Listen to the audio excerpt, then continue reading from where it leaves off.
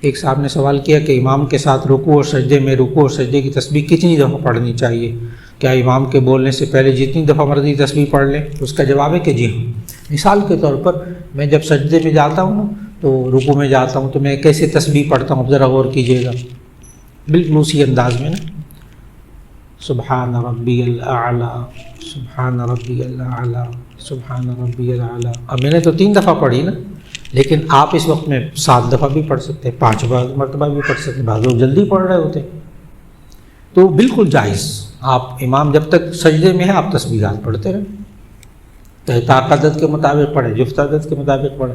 اچھا، بعض لوگ اس کے الٹ سوال کرتے ہیں، وہ کہتے ہیں امام صاحب نے ہماری 3 دفعہ تسبیح کہنے سے پہلے وہ اٹھ کھڑے ہو جاتے، سر اٹھا لیتے، ہم کیا کریں؟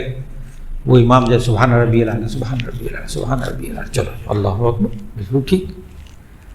بعض ائمہ جلدی سر اٹھاتے ہیں، یہ بہت آہستہ آہستہ پڑھتا ہے، تو اسی صورت میں کہ 2 دفعہ بھی ابھی نہیں کہتا تو امام سر اٹھا لیتا ہے، آپ جلدی کہہ لیا کریں۔ اور اگر آپ نے 2 دفعہ پڑھی، امام نے سر اٹھا لیا، کوئی بات نہیں، تسبیح سنت غیر مؤکدہ، نماز ہو جائے گی آپ کی۔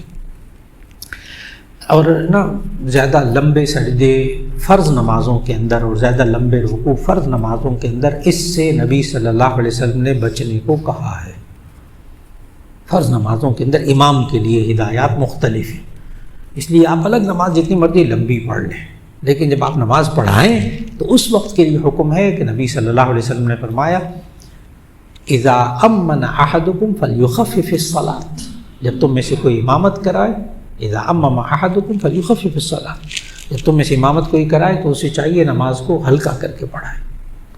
وجہ بھی بتائی آگے حدیث میں، فإن فیکم المریض والضعیف، کیونکہ جماعت میں بیمار بھی ہیں، کمزور بھی ہیں، بہت سے بیچارے بوڑھے نماز پڑھ رہے ہیں، وہ بیچارے تکلیف میں مبتلا نہ ہوں، تو ادھر میں ہر سنت کو ادا کریں، واجب کو ادا کریں، فرض کو ادا کریں۔